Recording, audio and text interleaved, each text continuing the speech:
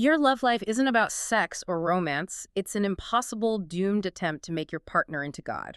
And that's why modern relationships are destined to fail under the weight of cosmic expectation. Welcome to Doctorates of the Absurd, your provider of belief on demand. And, that opening statement, it's not meant to be cynical. It's not some depressing take on dating apps. No. That right there is the necessary, unbearable truth that we are diving into today, using the insights of some really deep psychoanalytic thought. I feel like I need a stiff drink just to process the title of this deep dive. The unbearable truth. Why illusion is the key to sanity.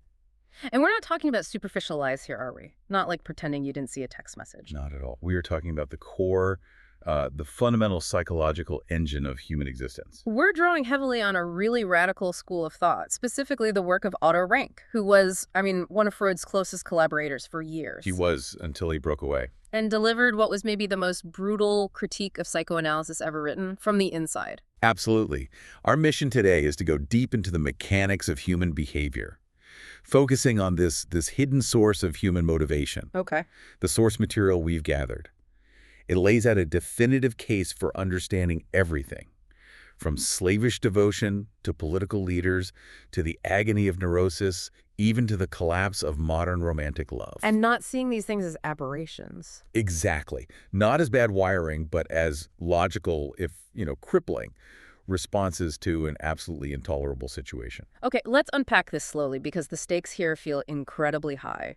What is this central intolerable situation? What's this existential itch that we're constantly trying to scratch with everything we do? Well, the central tension is what the sources call the burden of creatureliness. Creatureliness. Yeah. We are physically very small, trembling animals. We're fundamentally helpless in the face of the universe. And crucially, we are self-aware enough to know that we are doomed to decay and death. Finitude.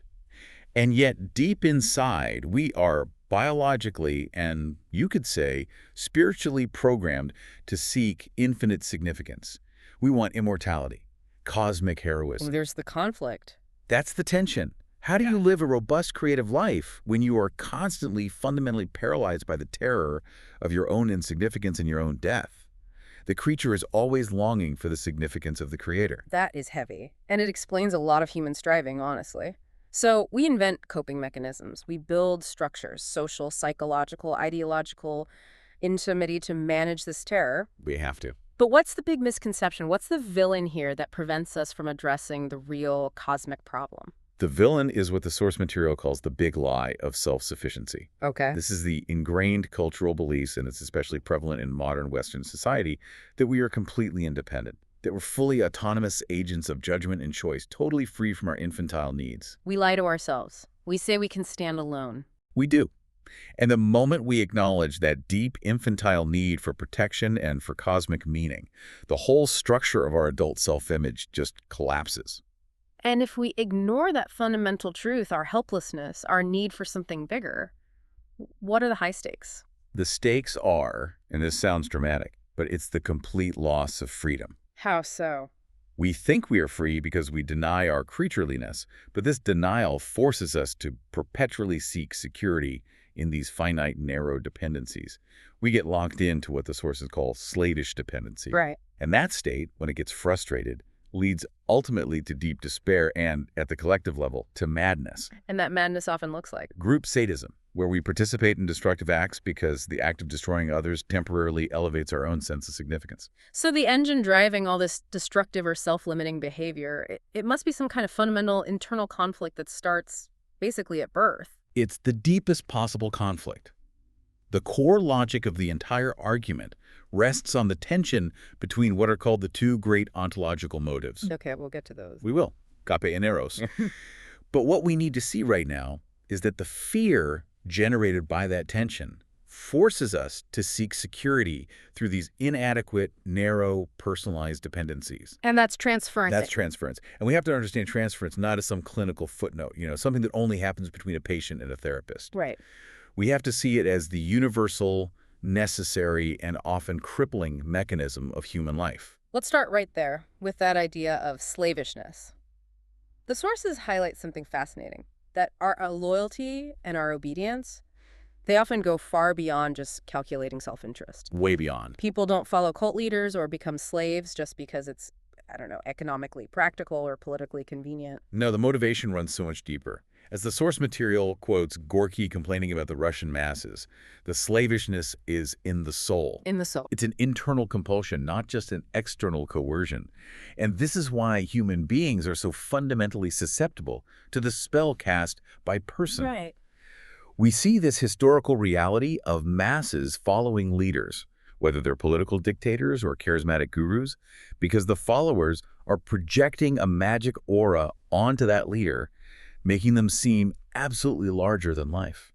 And this isn't just for the serious business of politics or religion. It's a psychological compulsion that's tied to the fascinating effect of the narcissistic personality, or what Jung called the mana personality. Yes, the mana personality. And a person doesn't even have to be good, right? They just have to project a certain unconflicted strength. Exactly. The mana personality, and that's a term Jung borrowed from anthropology, meaning the possession of this charismatic power, is the individual who just seems imbued with a special non-human energy or authority. Right. But what's so critical here is that the sources are quick to point out that the mana isn't actually radiating from the leader's inherent greatness. Yeah. The leader is still just, standard Homo sapiens. With all the standard flaws. All of them. The magic, the fascination, the transcendental power. It is entirely in the eyes of the beholder. And that's the first critical step to understanding this. The whole transaction reveals the listener's internal, desperate compulsion to project power somewhere. That brings to mind that vivid anecdote from the source material about the Miss Maryland winner describing Frank Sinatra. Oh, it's perfect. She said she had to take aspirin just to calm down to meet him, and that she saw a halo around his head of stars. She was totally in awe, paralyzed, couldn't think, couldn't snap out of it. She saw something divine in a very famous but very mortal man. That is the perfect, visceral illustration of the psychological reality we're talking about. The Miss Maryland winner was manufacturing the divinity she needed. And just placing it on him. Placing it onto an ordinary person, a star, who, for a moment, carried the burden of the infinite for her. She was overwhelmed by the power of her own projection. But to understand the mechanism of how this projection works, we really need to go back to Freud's crucial discovery in the clinical setting. And that's where we unpack transference. This is our first concept decoder. So how did Freud first define it, based on what he was seeing with his patients? Freud noticed this utterly uncanny phenomenon. Oh. His patients would develop an intense, highly charged, and often completely unrealistic attachment to him, to the physician. The analyst became, suddenly and uncritically, blown up, larger than life.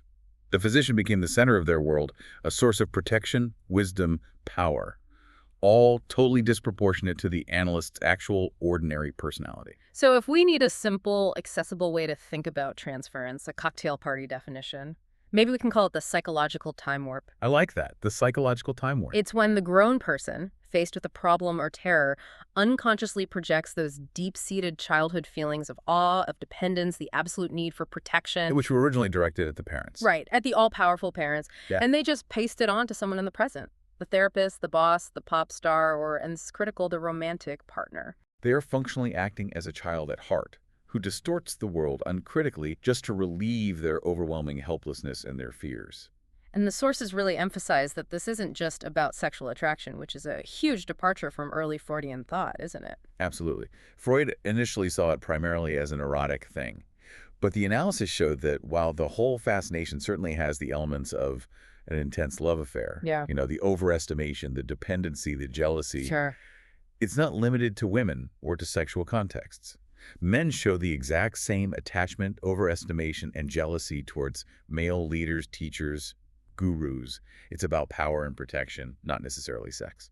And if you accept this universal predisposition to seek an omnipotent proxy, it unlocks everything about human slavishness. It does. And it doesn't just unlock personal therapy. It Yeah. seems to unlock the structure of the collective mind itself, including the baffling phenomenon of hypnosis, which Ferenczi explored way back in 1909. Right. For centuries, hypnosis was this baffling thing. Why would a person surrender their will so totally to another? It just defied the Enlightenment idea of the rational, autonomous self. Because hypnosis instantly shatters that big lie of self-sufficiency. There it is again. Exactly. Ferenczi noted that the highest ambition of the child is to obey the all-powerful parent, because that obedience guarantees survival and protection. Hypnosis is simply an instant, imaginary, psychological return to the safety of childhood submission. As he put it so brilliantly, in our innermost soul, we are still children, and we remain so throughout life. And that innate, repressed tendency to blind belief and uncritical obedience is always present, just ready to be activated by the right authoritarian figure. And once we see this dynamic, we understand groups. Freud took this individual insight and just applied it to the whole of civilization and group psychology and the analysis of the ego. He fundamentally disagreed with earlier social theories that saw humans merely as herd animals, congregating for mutual benefit or survival. He said that wasn't it. No. Freud argued they are horde animals led by a chief. And the distinction is vital. A herd is leaderless. A horde is bound by a primal, magical loyalty to a single authoritarian figure. So the chief is the magnetic figure who hypnotically embodies the authority of the primal father.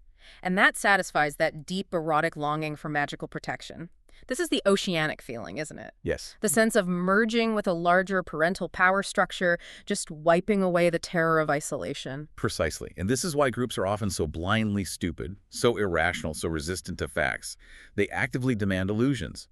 The function of the illusion is central to the group's stability. Groups constantly give what is unreal precedence over what is real. Because the real world, the finitude, the mortality, the decay that we talked about at the top is simply too terrifying to admit on a constant, conscious level. Yes, the collective illusion, usually embodied by the leader or the group's ideology, it magnifies the followers' illusions that triumph over their sense of smallness.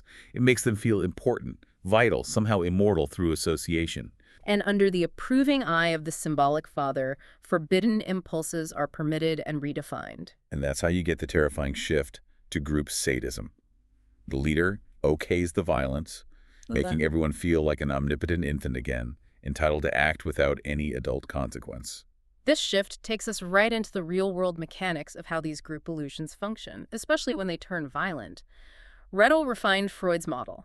He studied different groups and found that, well, while not every group is dominated by a strong personality, Right. every successful, cohesive group has a central person who holds it together, often by absorbing the guilt. Rettel observed that the central person's power often comes from the infectiousness of the unconflicted person. And think about it. Most of us are paralyzed by internal shame, guilt, ambivalence. Sure. The leader who seduces us often does so because they don't seem to suffer that same shame or humiliation. They operate without the internal conflict that cripples the follower. They appear to be whole, justified, and free. And that lack of conflict lets them take the initial transgressive step. Rettel termed this the magic of the initiatory act. The leader takes the initial risk or absorbs the guilt, whether it's breaking a sacred taboo, committing a terrible injustice, or murder, and by doing so, allows the followers to feel magically exempt from that guilt. It's a phenomenon he called priority magic. The psychological logic is chillingly simple. The one who commits the initial transgressive act is the primary source of guilt. So everyone else is just a follower. Everyone else is merely a follower, acting under hypnotic suggestion or command. They can repeat the terrible act without personal guilt because the leader has taken both the risk and the moral consequence upon himself. And the most profound effect is the transformation of reality. Murder, done in imitation of the heroic leader, is no longer murder in the follower's mind. It becomes holy aggression, a justified and necessary act toward some greater cosmic end. So the follower is performing what the sources call cheap heroism. But if they are truly seeking heroism, why the need to externalize the guilt? Doesn't the very risk of jail or death prove some level of commitment or belief, even if it's misplaced? That's a great question, and it gets to the heart of the cowardice. The average follower is fundamentally unheroic. They lack the capacity for independent moral action or transcendent self-justification. So they just offload it. They load their entire burden of moral baggage, their fears, their guilt over their own smallness, onto the leader and follow with a fundamentally dishonest heart. When they commit a terrible act, they reserve the feeling that the commands are alien, that these are acts performed in the leader's name and not theirs. They're just playing a role in a collective drama. Exactly. Not exercising personal courage. They imagine themselves as temporary victims of the leader's hypnotic spell or ideological requirements. They are absolving themselves of responsibility by blaming the one they are following. It's a cowardly way to play the hero. Precisely. You avoid personal risk and responsibility while still participating in a perceived holy mission. You get the feeling of significance and heroism without the cost of moral conflict.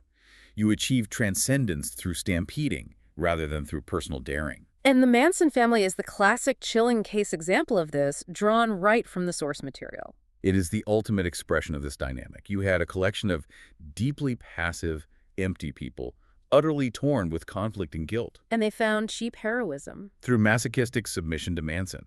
He was a quintessential authoritarian, a demanding figure who projected this terrifying hypnotic aura and provided a singular illusion, his megalomaniac vision for a racial apocalypse and taking over the world. And the members felt no remorse even after these brutal murders because in their warped group reality, they were sanctified. They were just following the direction of their internalized God figure. The leader takes responsibility, and those who destroy on his command are no longer murderers in a psychological sense.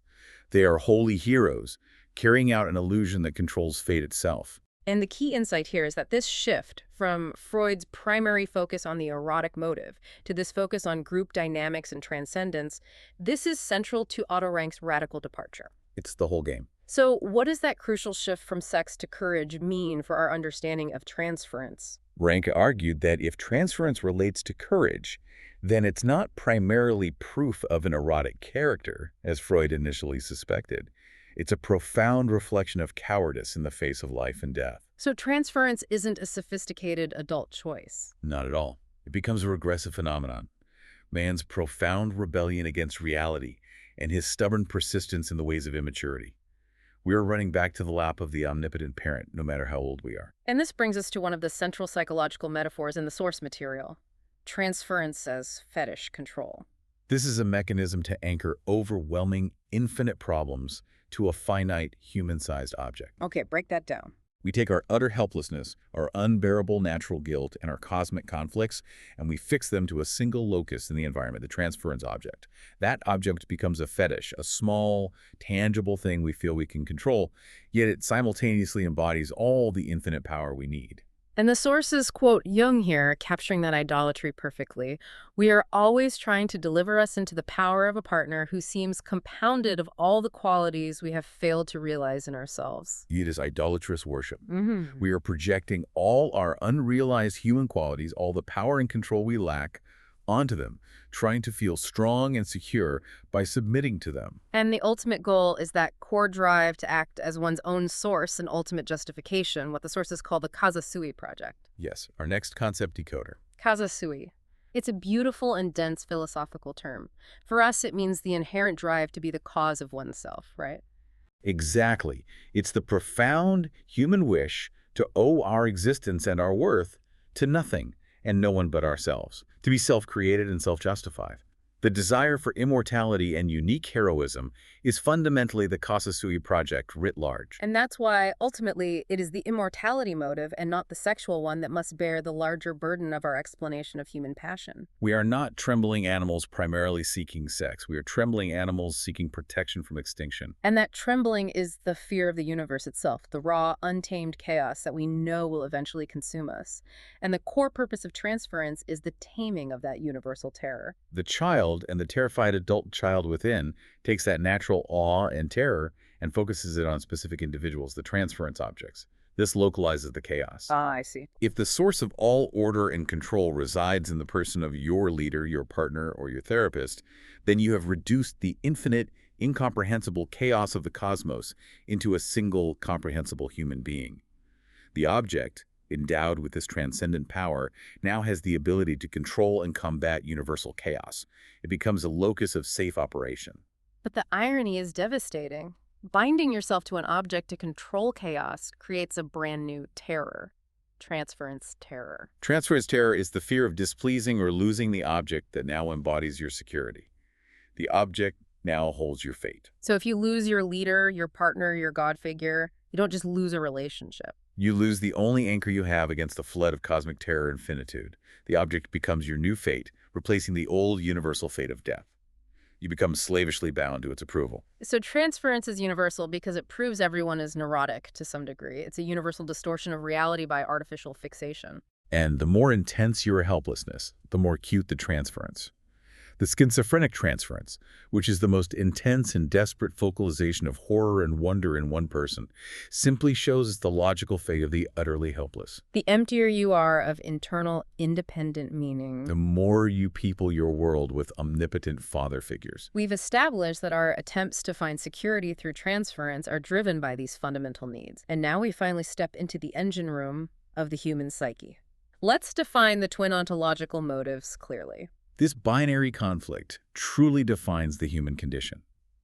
We are driven by two conflicting forces that prevent us from ever achieving any kind of static peace. First up, agape. Agape is the inherent need to merge, to surrender, and find kinship with the all, with the cosmic process.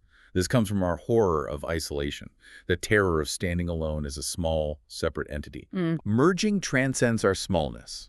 It heightens our being through unity, and it gives us a sense of self-expansion by dissolving our boundaries. This is the yielding, self-sacrificing, life-affirming element in our life-longing. It's a desire for a flow state, for community, for that oceanic feeling. And the second motive, which pulls in the complete opposite direction, is eros. Eros is the profound need for individuation, for standing apart, for self-expansion through unique, heroic gifts. This is the drive to become a special cosmic hero with distinctive contributions, to create a legacy, and to separate oneself from the expendable biological mass. So it's the assertion of unique, distinct personality. Exactly. So we want the impossible. We want to lose our isolation through merger agape while simultaneously remaining absolutely individual and unique eros. I can feel the tension in that just by saying it out loud. That impossible tension creates natural, unavoidable guilt. It's the feeling of unworthiness or badness, not because we committed some specific sin, but because, compared to the rest of nature, man is riddled with fear and conflict and powerlessness. We feel guilty for being a divided, trembling creature who can't commit fully to either merger or individuation without compromising the other. It's an impossible bind. And this becomes a historical crisis. When did the main vehicle for resolving this ghoulism collapse? For centuries in the West, the secure Christian ideology provided a framework that solved this dilemma. It made even the smallest life, the peasant, the worker, the slave cosmically heroic through grace and divine election. It gave you both. It provided the ultimate agape, merger with God, and the ultimate eros, your unique, eternal soul. When this ideology collapsed under the weight of the Enlightenment and scientific rationalism, man had to find a substitute for that cosmic heroism and agape merger. And that replacement was the romantic solution. Precisely. Man focused the entire urge for cosmic heroism, for salvation, transcendent unity, divine ideals, onto the only remaining non-material object, the love partner. Which created the cosmology of two. The cosmology of two. The sexual partner is now expected to provide transference beatification, a secular version of salvation and divine blessing. This explains every overwrought pop song ever written.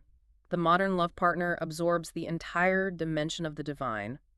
You're not seeking salvation in an abstraction like God anymore. You're seeking your immortality in the physical, emotional, and social perfection of this other person. And this seems, at first, to fulfill the agape need beautifully.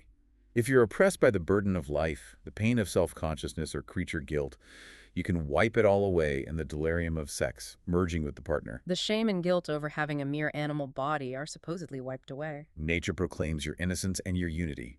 It's a temporary erasure of the self, a momentary escape from the terror of individuality. But the smooth operation of the romantic solution quickly hits a snag right at the heart of the creature paradox, the relationship between Eros and Thanatos. Sex and death are inseparable twins. This is a profound insight. Sex, as species consciousness, defeats the individual.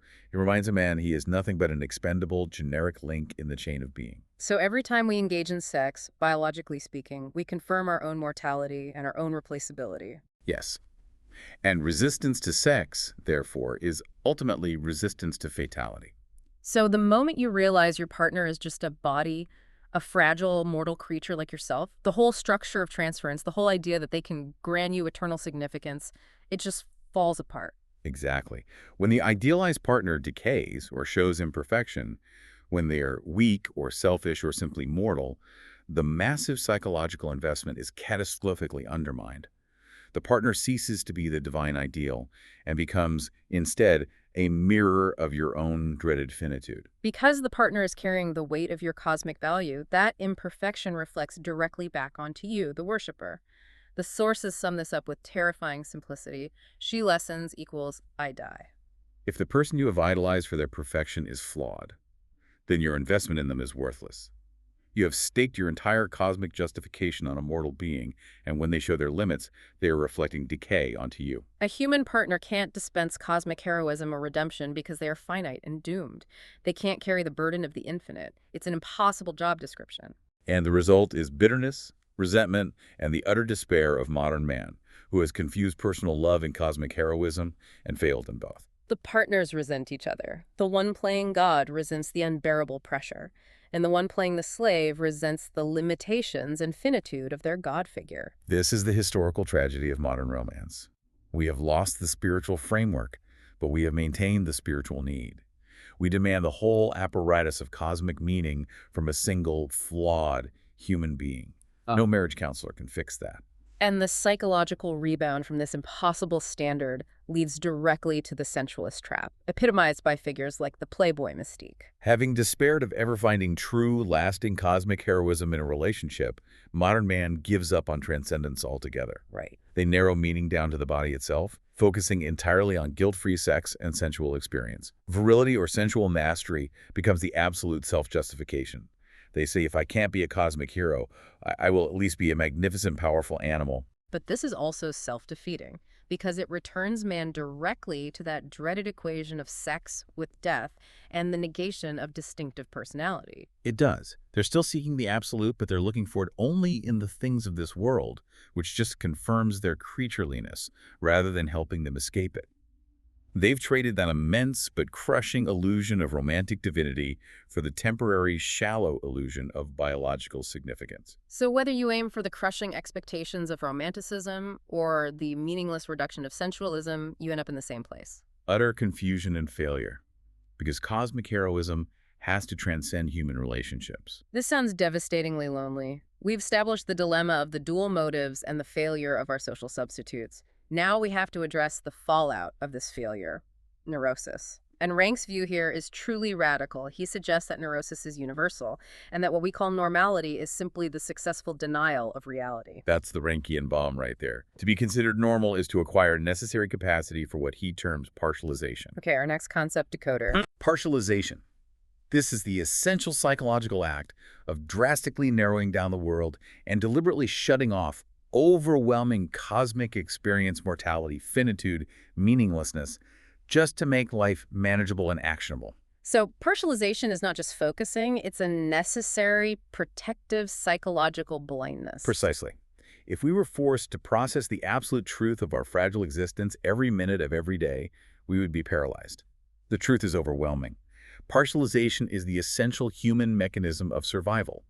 It's biting off what you can chew and digest of life and ruthlessly discarding the rest. So a normal person dedicates themselves to a manageable, finite field, a career, a family, a hobby, and successfully pretends that that narrow horizon is the whole universe. Yes, and this leads to Rank's staggering conclusion. The essence of normality is the refusal of reality.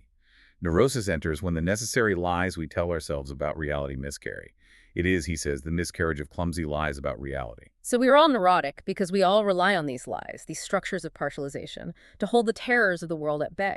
We just get the label clinical neurotic when our lie shows damaging effects, like crippling symptoms, chronic anxiety, or a lifestyle that constricts us so much we can't function. The normal person's lie is functional. The neurotic's lie is dysfunctional. And the neurotic is often constantly stuck in a narrow horizon, paralyzed by fear of loss or making a new choice because their safe heroism isn't working anymore. That paralysis is often the result of profound guilt, what the sources call unused life. The potential they sacrifice to maintain their illusion of safety begins to gnaw at them. They try to be safe, but that safety feels ignoble and unheroic, and that contradiction is what causes the system crash. This is where Rank makes a wonderful distinction between the creative person and the clinically afflicted person. He asked why the artist so often avoids clinical neurosis when they, too, take in the whole world as an overwhelming, terrifying problem. And the answer is that the artotic is the artiste manqué, the failed artist. The failed artist. Both the artist and the neurotic bite off more than they can chew of reality, but they process that overwhelming truth in opposite ways. The artist spews it back out again and chews it over in an objectified way. This is the work of art, the creative product. The artist takes the subjective chaos and externalizes it, shaping new, shared illusions for others. Whereas the neurotic, lacking this objective creative response, chokes on his introversions. He takes his subjective problems out on those closest to him, making them his therapeutic work project. The neurotic attempts to achieve the necessary structure and perfection he cannot find within himself by eating up himself and others. They make their spouse, their children, or their social circle into the objective work of art. Demanding, criticizing, manipulating them for perfection. Exactly. Trying to force a perfect relationship or environment that will finally justify their own existence. This drive for self-justification gets channeled into interpersonal conflict rather than creative contribution. And this leads to the most important and maybe the most painful truth of Rank's work. Neurosis is not primarily a sickness stemming from a faulty personal history. It's a condition stemming from having too much truth. The hyperconscious neurotic perceives himself as unreal and reality as unbearable. And why? Because the mechanisms of illusion that everyone else relies on are destroyed by hyper-self-consciousness and insight. They see the painful truth. They perceive that life is fundamentally futile, and that the collective illusions, economic success, a stable marriage, a political party, are all just fake scaffolding. This is a radical redefinition, our final concept decoder. Neurosis as painful truth. The sources, quote, rank directly on this. The suffering of the neurotic comes from painful truth. He is much nearer to the actual truth psychologically than the others, and it is just that from which he suffers. So the neurotic is the person who looks behind the curtain and sees the tiny, trembling creature pulling the cosmic levers. The normal person successfully represses that image. The neurotic cannot. The neurotic perceives himself as a small, weak, helpless creature, which, tragically, is the objective truth about mankind. Everything else, all ambition, all achievement, is necessary. Creative deception designed to make the creature bearable. And this brings us to the historical crux of the issue. The modern neurotic is an orphan. The collapse of communal immortality ideologies, that secure world picture that guaranteed every citizen a place in the eternal order, leaves the neurotic isolated and thrown back entirely on his own meager individual resources. He has to invent his own transcendence with no cultural tools. And this is where Rank makes the powerful closure of psychoanalysis on Kierkegaard. Sin and neurosis are the same thing. How so? They are two sides of the same coin, just seen through different lenses. Sin, in the religious sense, is the refusal to admit creatureliness and the attempt to force one's own heroic justification before God. Neurosis is the secular psychological refusal to admit finitude and the attempt to force one's own heroic justification through human relationships or personal power. The core error is the same. The refusal to be a creature. And the problem is that psychology has failed man here. Psychology, by attempting to explain unhappiness solely through personal history and conditioning, you're unhappy because of your mother, became a preponderantly negative and disintegrating ideology. It only found the circumstantial guilts and conflicts related to one's parents. Not the real guilt. Not the real or natural creature guilt, which stems from one's relationship to the natural world and the cosmos. So by narrowing the soul down to the self and the self to early conditioning, psychology just aggravated man's introspection and failed to offer the transcendent worldview that the isolated neurotic desperately needs to absorb his conflict and guilt. The only way out of the neurotic's trap is not inward, but upward, to a larger framework of meaning that accepts the painful truth but provides an empowering illusion. The truth paralyzes, the right illusion liberates. This has been a complete system crash and reboot of human motivation. We started with the idea that our love lives are failed attempts at making our partners into God, and we've concluded that normalcy is running a broken operating system, our natural creature fear, with necessary patches of transference and partialization. And neurosis is simply the system crash where those patches fail and the user suddenly sees the code. The fundamental truth we have to reckon with is Rank's chilling summation. With the truth, one cannot live. Life is possible only with illusions, but they have to be creative, not constricting. And they have to be based on a worldview large enough to absorb our unavoidable creature guilt. So the fundamental question for mental health becomes absolutely revolutionary. On what level of illusion does one live? We are seeking the best illusion, knowing that we must choose one. And how do we define best? We define best by the measurable human values it provides: freedom, dignity, and hope. These are the very things that absorb natural neurosis and turn it into creative living. A narrow, human-centered illusion, like focusing your whole life on pleasing your boss, is constricting and creates transference terror. The best illusion must provide limitless possibility while remaining honest about reality.